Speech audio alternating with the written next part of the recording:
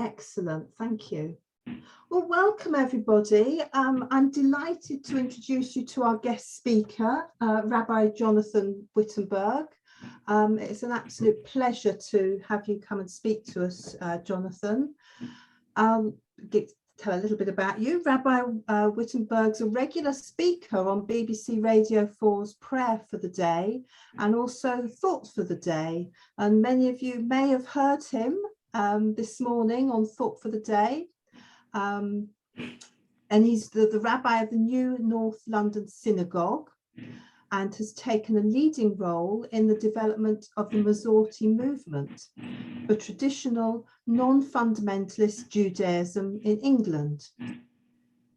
In 2008, he was appointed senior rabbi of Masorti Judaism in the UK. He is a president of the Council of Christians and Jews.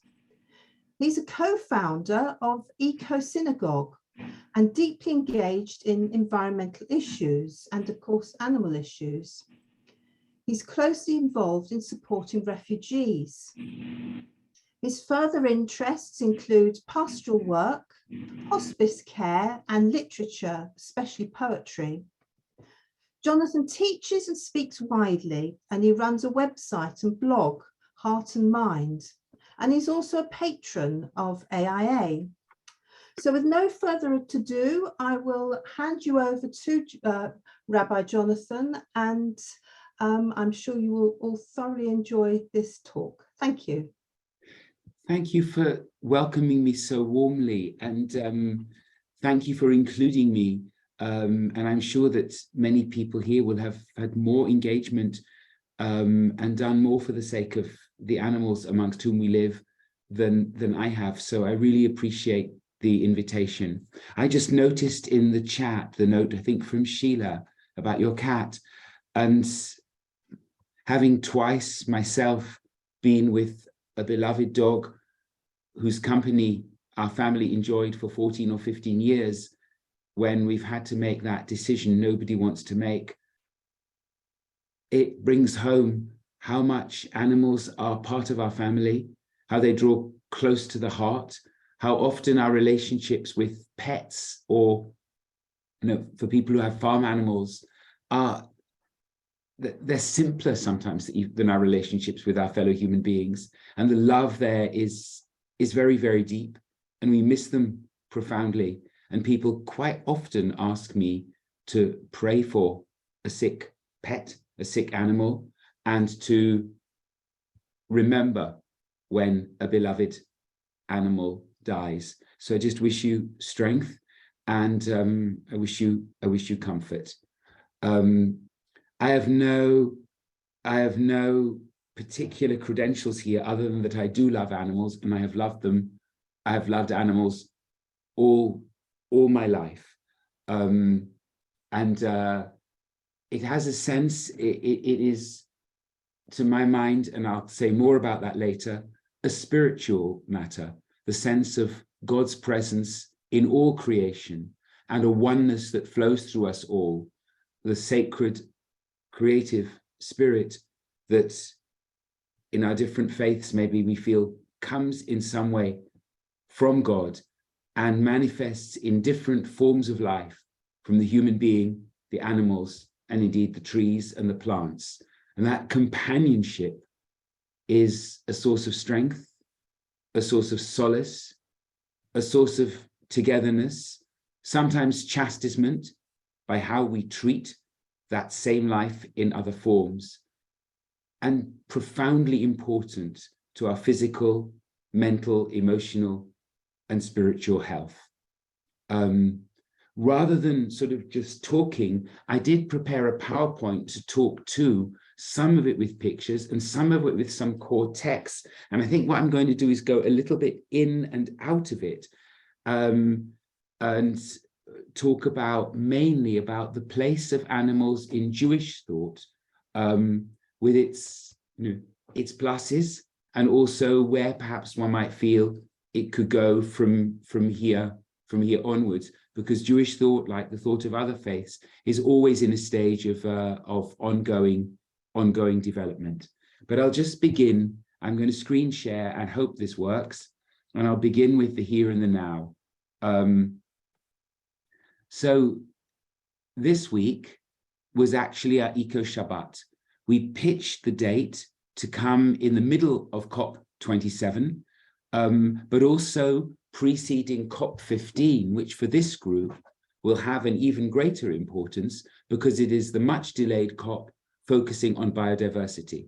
And of course, biodiversity and climate justice and climate change are profoundly related, but the biodiversity and the protection of our wild spaces for the sake of our wild as well as domestic animals and our own health as well is hugely important.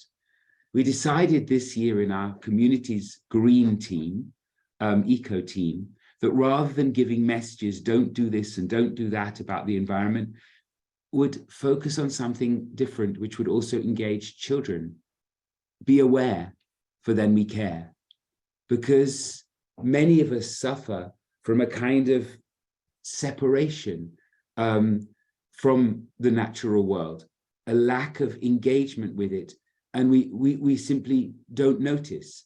So the challenge we put to the community was to notice 10 mammals, I think it was 15 birds, and 10 different kinds of trees, to take pictures, to write about them, but mainly to be aware, because what we are aware of, we care about. And if we're not aware of it, we're blind and we don't care. So I just thought this would be a chatty place to begin. And it's hardly difficult to find the odd fox around London. I don't know where that people are, but I just put a little note here, and maybe I can do this in such a way that people see it more clearly, that I go running at night, and during lockdown, when there was nobody around, I got stared at by these foxes as if to say, isn't it your turn to be in a cage, mister? And I really enjoyed that. I thought it was revenge, and I enjoyed that moment. But it does show that there actually are, even in suburban and the heart of London, there are other animals with whom we share. I had to walk home. I was walking home last Friday night on the Sabbath, when we don't drive. I was walking home from the center of town. I saw four urban foxes. This is my favorite, probably. And I count them on night walks. 2 years ago, I saw lots of them. I have to say that this year, since the drought, I haven't seen any, and it really worries me because urban hedgehogs were considered to be stable or even going up. And, we've rescued some young hedgehogs, which weren't up to the minimum weight. I think it's 650 or 620 grams to manage hibernation. Well, they're Britain's favorite animals, so I put them there. And then one of my favorite birds that comes, and I kind of consider it a duty to fill the bird feeders each morning, and that's part of how I think Judaism and other faiths understand the place of humans in this world, that we're part of the same one life. We share it with all species, but we have particular capacities and therefore responsibilities to look after the natural world.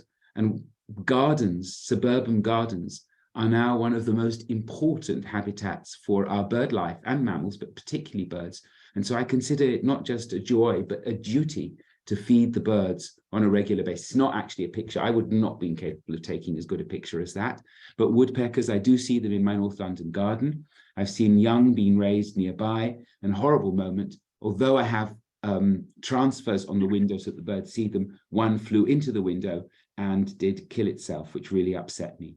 So this be aware, notice, care has been our key theme for this year. And I'm going to wait and see what comes back to me and what comes back to our community and what the children, in particular the children, notice. Because as I'll go on to say, the roots of Jewish and Christian tradition, perhaps all our faiths, are in the natural world. The Bible closely understands our dependence and interdependence with nature. And the key rabbinic works which follow the Mishnah, which is a rabbinic work from roughly the same time as the Gospels, the 1st and 2nd centuries, is a community of subsistence farmers. They know the seasons. When they make observations about trees, about insects, about drought, They are well aware of what climate means in a way that many of us, or many who've lived their whole lives in an urban setting, supplied by shops and supermarkets rather than the land itself, have lost the awareness of. And the same applies to the next layer of rabbinic literature, the Talmud, which would take us from the 2nd to the close of the 5th century. So be aware, and then you care. I've gone on, though, now, leaving that behind, to what I regard as core statements from Jewish sacred texts about our relationship to the natural world, and that includes the animal world, and also the world of trees and plants and insects and so on. The first of these two on the left-hand side will be familiar to people. The earth is the Lord's. I prefer God because it's gender neutral, and the fullness thereof. In other words, everything is God's. Now, this can be understood in at least two ways. One of them is animal life is not ours to destroy. It has its own integrity. I noticed on the kind of the mission statement of the Animal Interfaith Alliance, something I very much agree with. They exist for their own sakes, not just ours. It's not as if they're there for our service. And I think it's quite important to understand the account of creation with which the Hebrew Bible opens, not as saying, humans, you have absolute infinite rights to exploit, control, and monetize the rest of creation, but that you are part of it. These days of creation have a kind of flow of which the creation of the human being is one part. It all belongs to God. More intimately, and on the right-hand side, it's alleged to be a quotation from the Zohar, which is a vast compendium of Jewish mystical writing from really the 13th century in Spain. There is no place free of God's presence. It's just 4 words in the original. It's not Hebrew, it's actually Aramaic. In other words, God is present in all, certainly in all life, if not in all things. So that God has a particular presence in animal life, in the life of a tree, and we can experience God's presence and feel the kinship of God's presence in the presence of animals. And I was actually very struck during lockdown. We have quite a lot of guinea pigs, rabbits, and a dog. I had quite a few phone calls saying, will you put the guinea pigs on the lawn in their runs for a bit? Because my children need the company of animals for their mental and spiritual well-being. Well, I think all humanity needs the companionship of animals for our spiritual well-being. They chasten us, they humble us, they sometimes frighten us, they bring us love, but they also extend the sense of kinship of which we are part. And I experience that as, yeah, I need it. I miss them when I don't have time, when I see them. I would say something similar of the life of trees as well. Judaism has it has a legal tradition as well as an ethical and spiritual tradition. And that's extremely important in Jewish practice. And there are a number of laws concerning animal life, they're rooted in the Hebrew Bible, and they are developed through the different layers of rabbinic literature and then applied today in different ways across the Jewish world. Here's the quotation from Deuteronomy. You shall not see your fellow's ox or ass fallen in the road and hide yourself away. You shall help it up together, you and its owner or driver. And donkeys, horses in the biblical world were military. They were cavalry. The rich and the kings had horses. Egypt's Pharaoh has horses. Solomon has huge stables.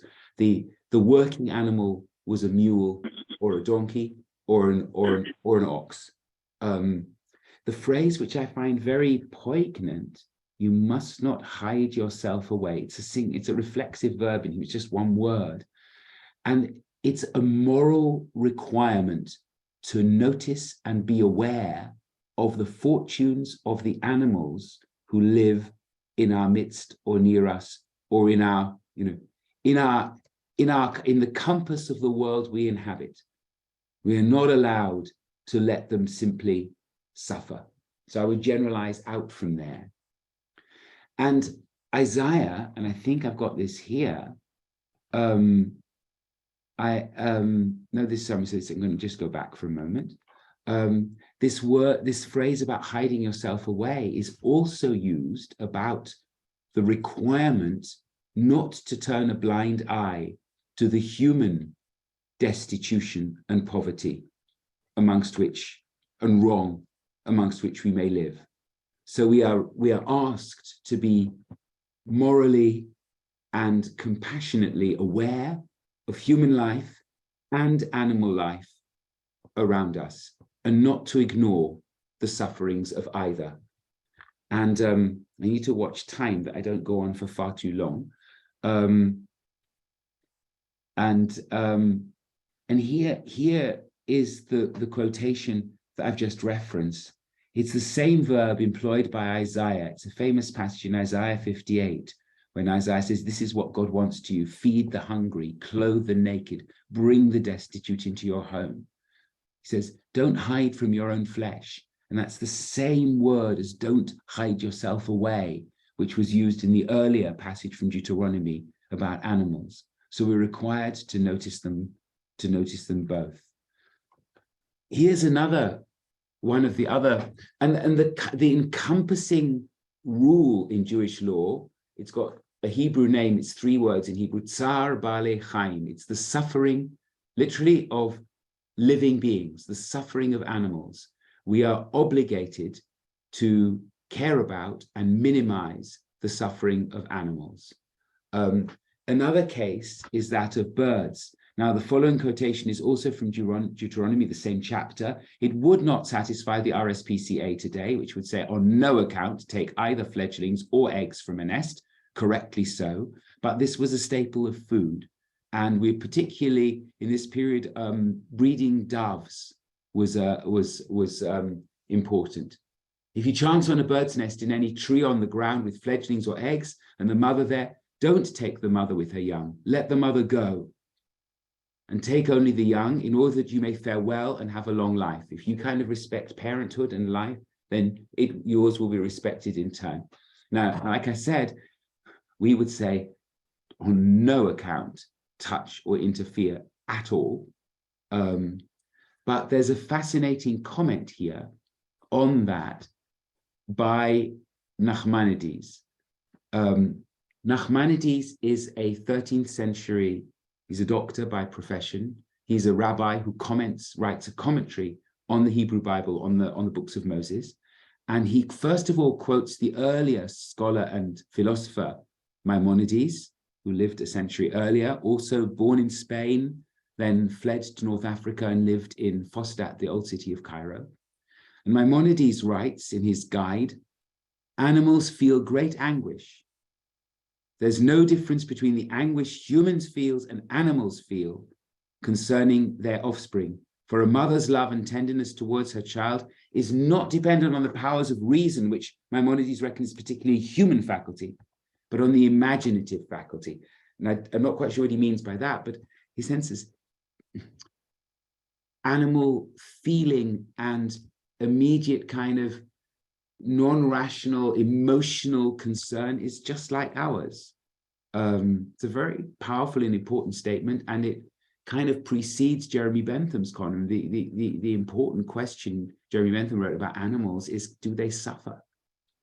And his answer is, yes, they do. They are sentient beings whose sentience must be respected. And Nachmanides then goes on to make, no, it's not, I'm sorry, I've obviously omitted something I didn't want to omit, and I think I'm going to, well, I can't unscreen share right now. I'm going to add it, which is Nachmanides says, if you take the mother bird, you risk destroying a whole species. And this in the 13th century then is a reference to extinction. And I was quite shocked to see it there in the 13th century, the risk of the extinction of a species. So that principle of minimizing animal suffering, because animals are sentient beings, has various expressions in Jewish law and practice. The book of Proverbs says, a righteous person, a just person, understands the feelings of their animals and their animals' needs. And one's obliged to feed any domestic animals before one eats oneself. My dog actually is quite good at helping herself before we get there, so we're not too worried about that particular prohibition. Hunting is considered prohibited in Jewish teaching. Who gives us the right? If a dangerous animal comes into your house, the example would be a scorpion or a poisonous snake, you can protect yourself if you really have to by killing it. People may or may not agree. Certainly Jane wouldn't agree, but people may or may not agree. But you're not entitled to go into the animal's habitation and harm them. Who says you can do that? That is their place in the natural world. Judaism doesn't, however, and I'm sure this is an issue for many people, prohibit the eating of meat. It required shechita, which was regarded and is regarded by the vast majority of Jewish teachers as the least painful way of ending an animal's life. There's a new movement within discussion of what is kosher, which looks at eco-kashrut. And there you have a very strong move towards vegetarianism, and from vegetarianism towards veganism. And interestingly, I would say that 3 of the best countries to live in if you're a vegan are England, Germany, and Israel, which is a rapidly rising percentage of the population who are vegan. It's not a requirement of Jewish law, but I think it's widely experienced as the right way to go. I'm somewhere on the trajectory between vegetarian, which I've been for decades, and vegan, preferring to avoid quite a few dairy products, but I'm vegetarian. I'm not vegan at this point in time. I can't sort of pretend or claim to be. But I'm also deeply concerned. The focus is often now on how animals die, on how animals live, and how animals are transported. And there's a lot of movement in this country, people will have been part of it, to ban the live transportation of animals because of the suffering entailed. And also, if I am buying cheese or eggs, I want to get free range and organic. My message to my community, where they are fish eaters and they are meat eaters, and there's also a lot, particularly in the younger generation, of vegetarians and vegans, is I don't say never eat meat, because I think that kind of message is experienced as quite negative. I say eat it very rarely.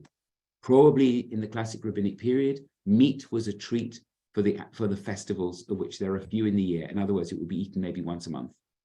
And I think that's a message. Perhaps it's not the message for this group, but I think it's a more palatable message for many people than just a straight don't. All of these rules come under preventing animal suffering, and cruelty is seen as a profound wrong. There is a narrative about, actually he edited that rabbinic work I've referred to earlier, the Mishnah, Rabbi Judah, who's known as Judah the Prince, that a calf escaped from him on its way to be slaughtered and ran up to him. And he said, "Go, for this were you created."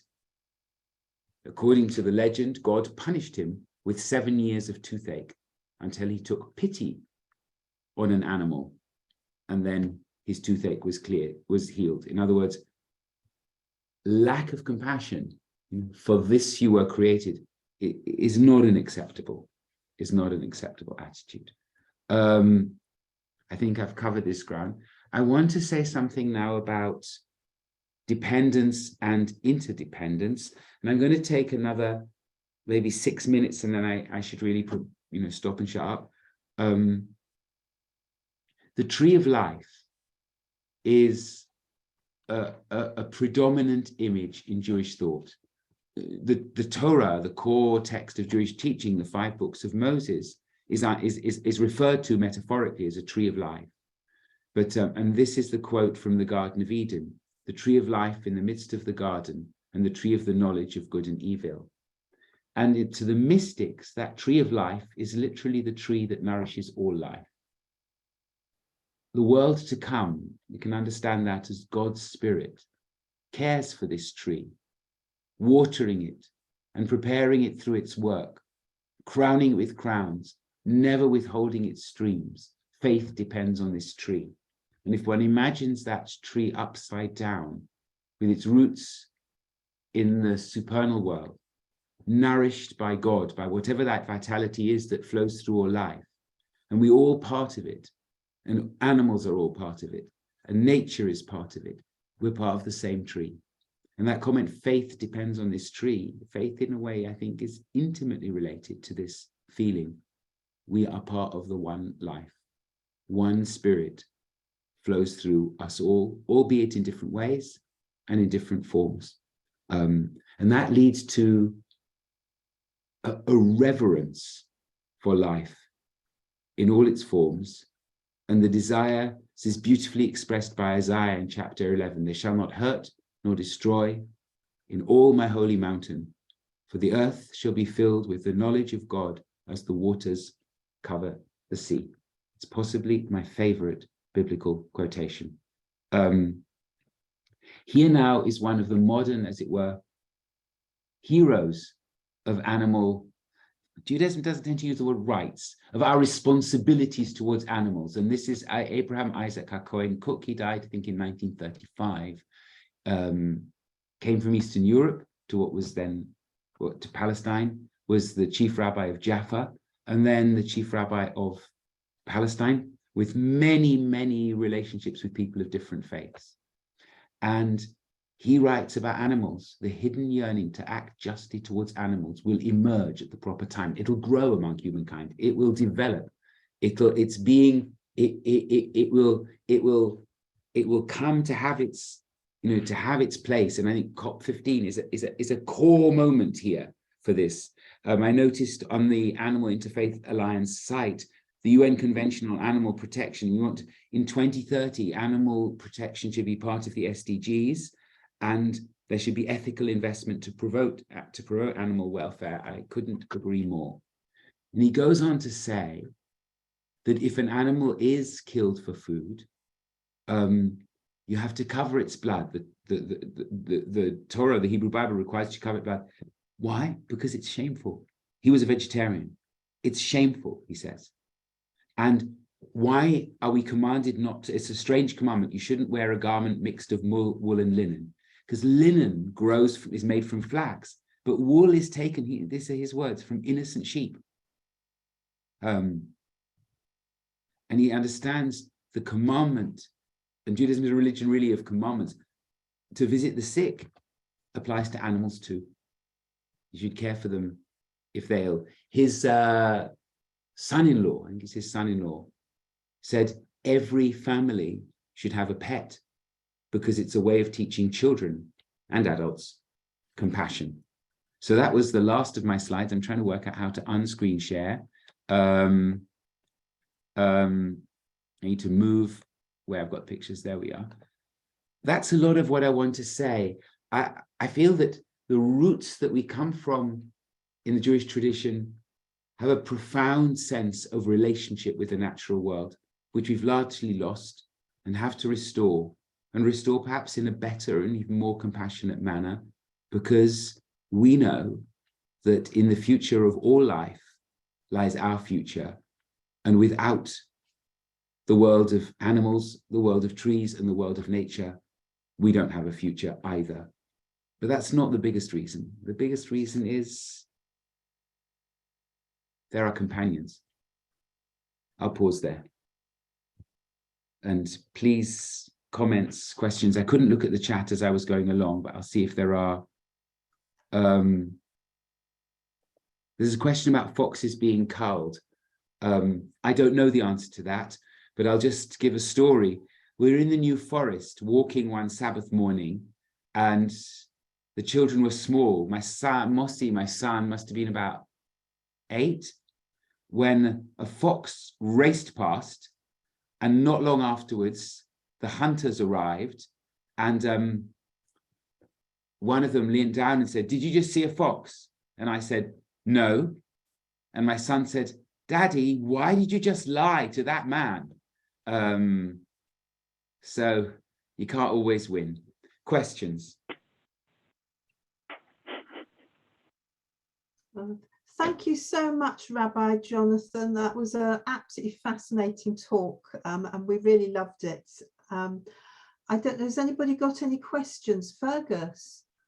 Yes, one of the books that gives me most comfort, and I quote from my service, is your book, The Silence of Dark Water in a Journey. It's very inspirational work. But speaking of books that are inspiring, I don't know if anyone has seen or heard the latest book by Karen Armstrong, who was a lecturer at Leo Beck College.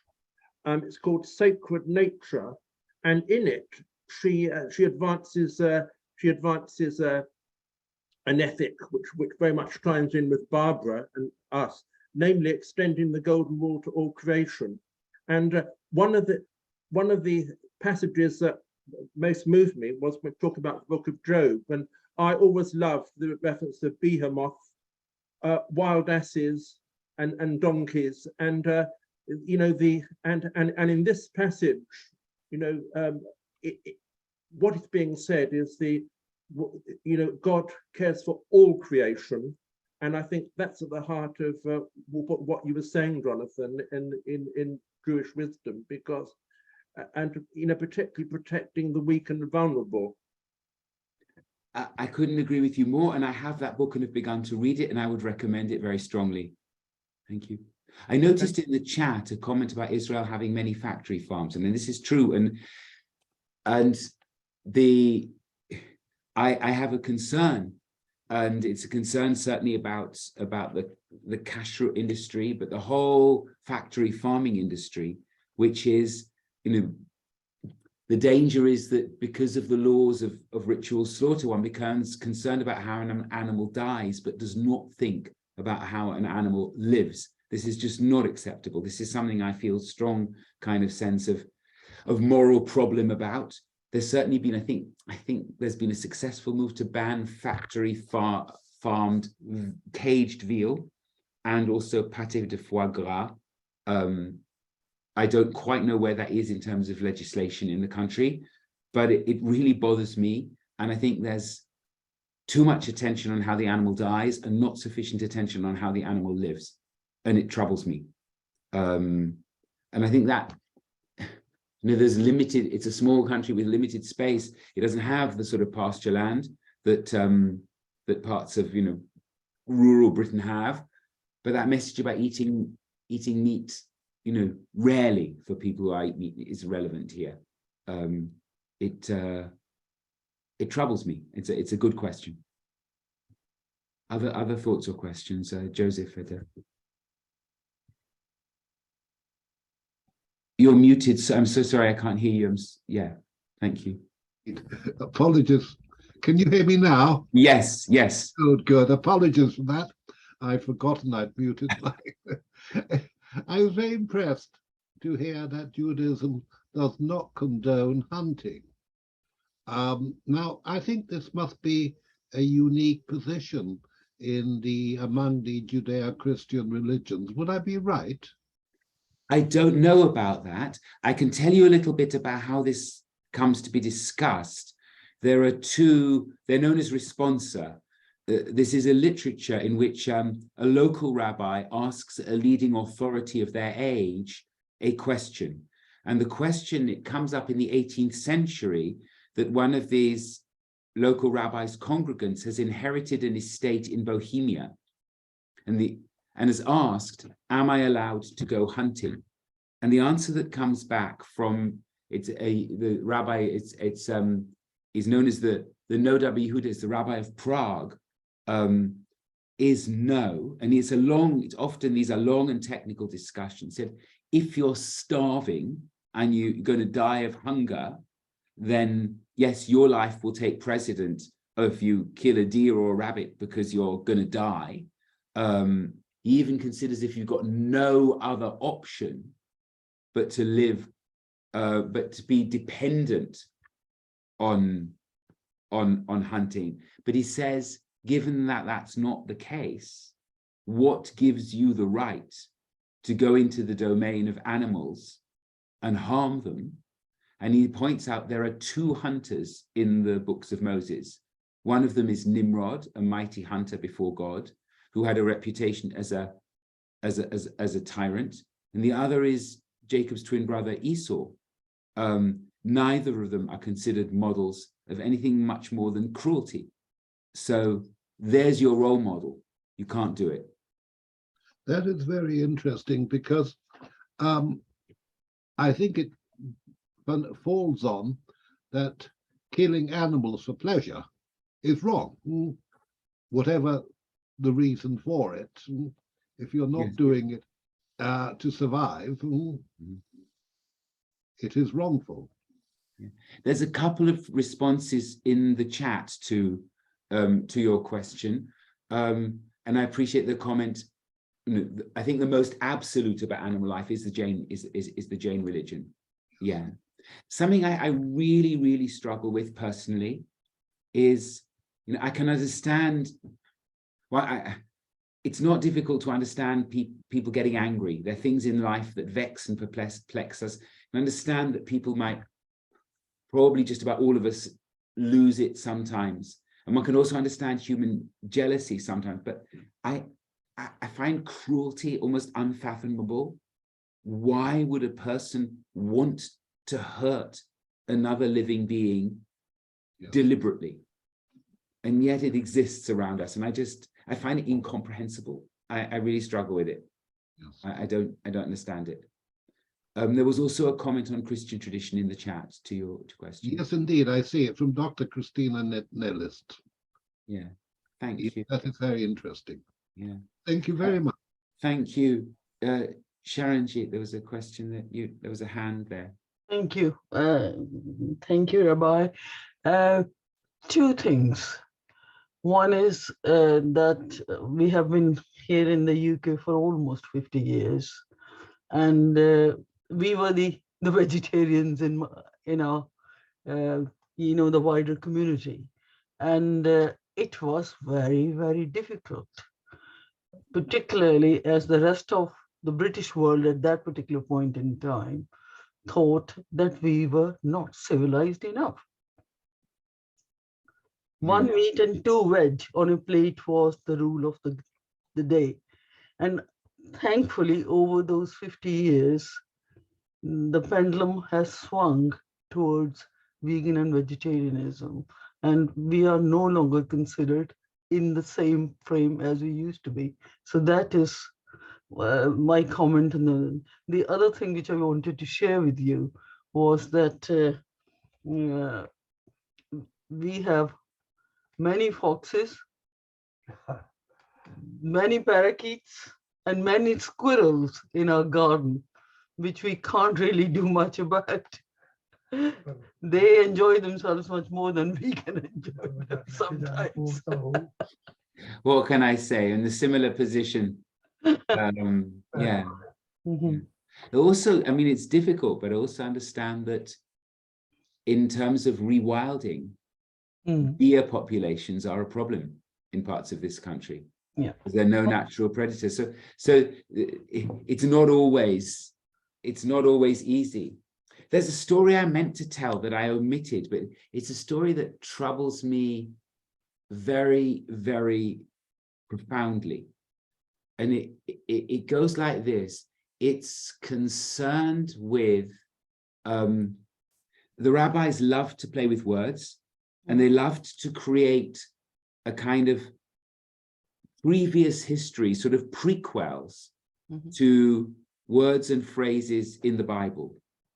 And people will know the story of how Jacob, to kind of steal or get the blessings due to the elder twin Esau, wears Esau's garments so that when his father feels him, he'll come across not as smooth-skinned, but like his brother Esau, as hairy. And those are described as chamudot, coveted garments. And so a history is created as to why are they coveted. And the history goes like this.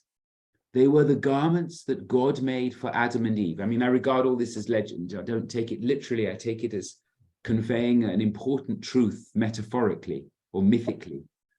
The garments that God made for Adam and Eve contained pictures or light of all the animals and birds. Out of kinship. They would approach and they would feel, this is one of our kin. And there was a warm relationship between them. Indeed, Adam and Eve are vegetarian. They are not allowed to spill animal blood. Those garments were then, when Adam and Eve died, they were passed down the line, and they go, I think, through Noah, who needs them to get the animals into the ark. Again, I regard this sort of as legend, not as sort of literal truth. How else would he get an elephant to walk up a gangplank? And then they fall into the hands of Nimrod, the tyrant. And Nimrod is killed by Esau, the other hunter. And those are his garments. How do they use them? They use them as hunters. They inspire the trust of animals. So the animals come close, and then they club them to death. And one only has to think of seal hunting or similar to feel that this is a legend really close to home. But it's also about the betrayal of trust, the misuse of power in order to betray trust.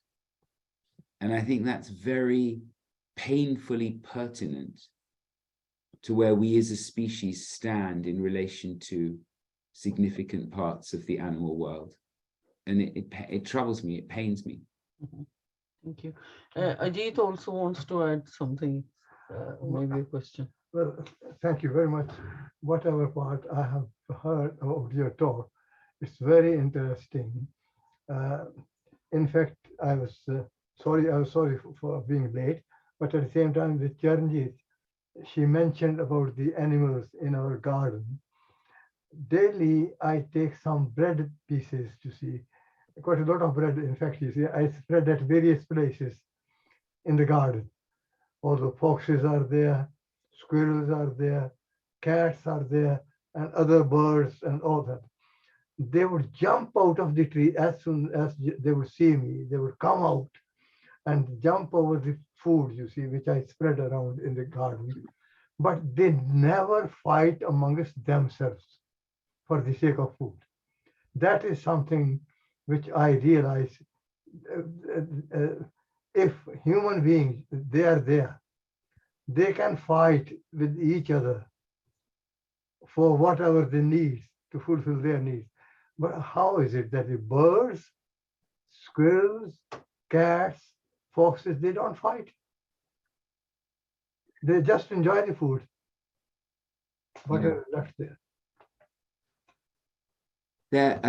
Mark Rowland's, in his books, The Philosopher and the Wolf, do people know that? Yeah.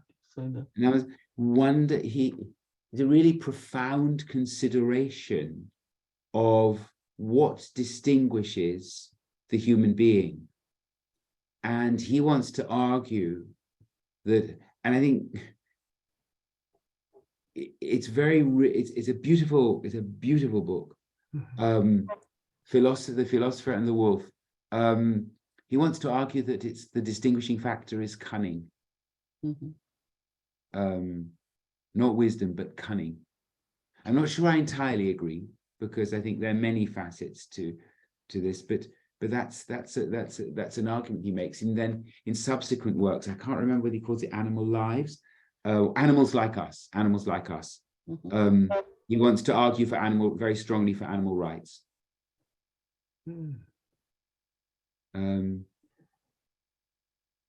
Any other questions, or I should leave people in peace?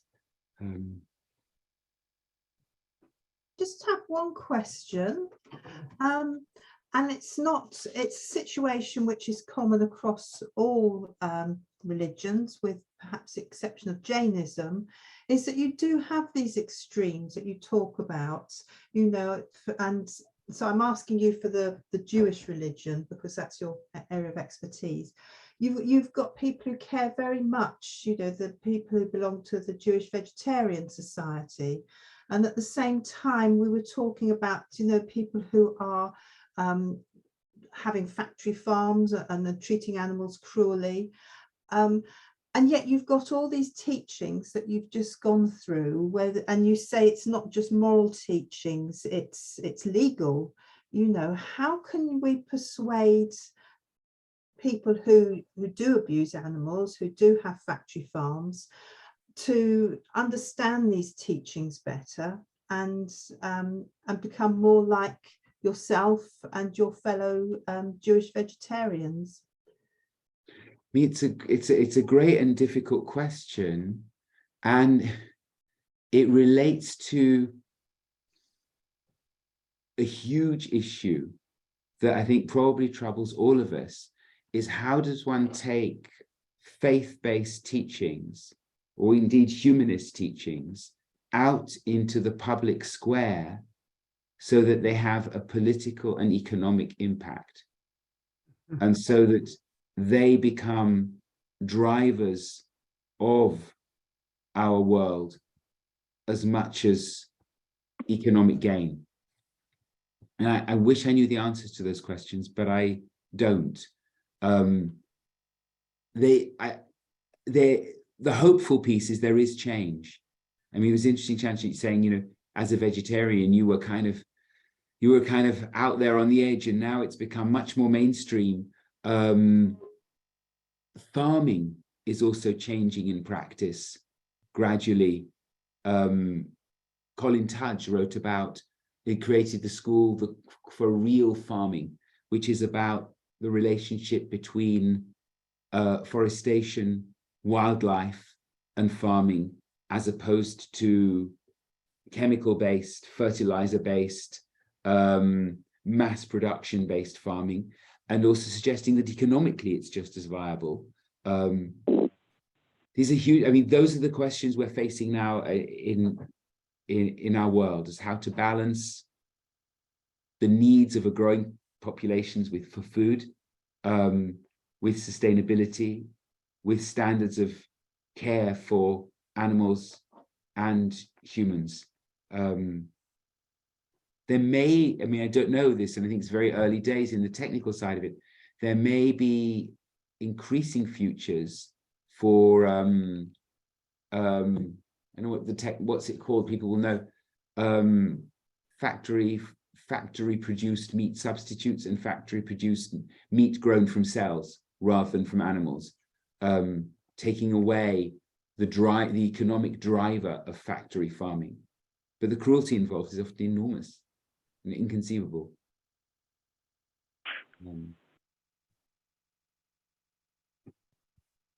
Thank you very much. There's a couple of comments in the comment box. Joyce has added to her earlier comment about, it says in Islam, hunting for need or food is allowed, but sport hunting is forbidden. And there's a great story about how a bird which has been hunted comes to speak to the hunter when he dies, asking him, how did you do this to me? And yet the teaching has not always been followed, e.g. the Mughal rulers of India. So there's another example of where, you know, there's the teachings, but people are doing different things. So thank you for that, Joyce. Joyce is quite an expert on interfaith animal issues, and you've just written a new book as well. I don't know if you want to tell us about that, Joyce. Well, the book will be published hopefully on May the 1st next year, just before a big conference which Compassion and Well Farming is organizing.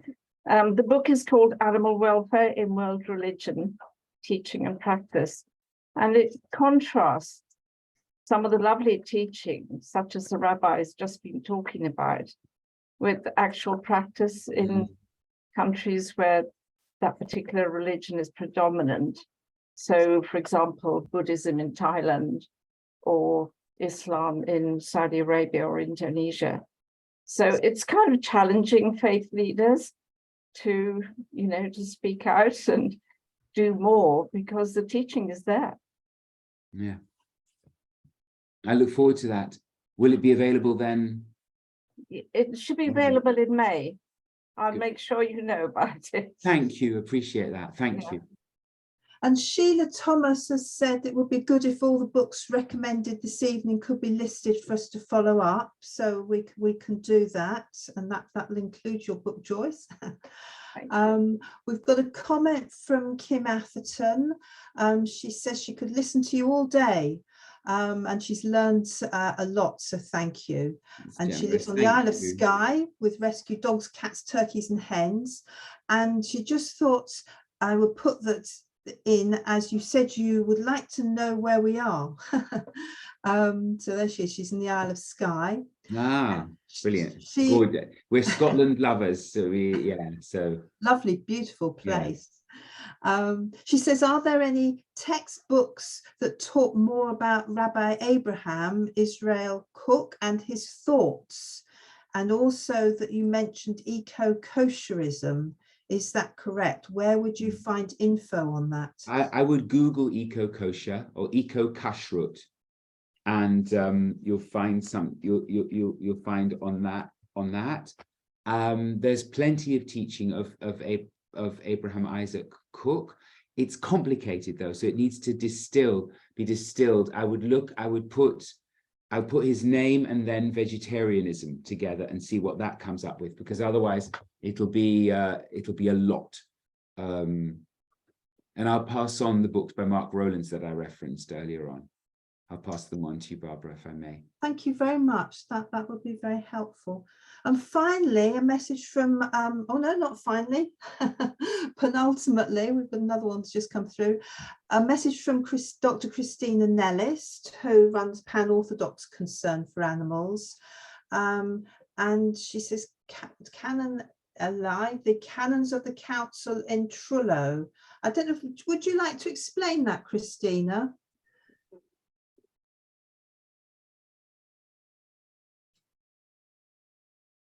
Okay, I was just giving a reference to my earlier point. That's Canon 51 in the Canons of the Council in Trullo, which was in 692. There is that's where that particular reference comes from, but that's 300 odd years after St. Cyril of Jerusalem describes both hunting and horse racing as two examples of the pomp of the devil. And he does that in his mystagogical catechesis 6, I think it is. But anyway, it's Cyril from St. Cyril of Jerusalem, one of the very earliest of the fathers of the church. So we can see that, you know, the Christian teaching is there from very, very early on. But unfortunately, as is so often the case, it's not followed by all. You know, and as we know, you know, we've got priests standing in front of hunts today, giving the blessing to the hunters, or they did when it was legal. So, but anyway, just that point. That's all. Okay. Thank you, Christina. I think one of the sorry.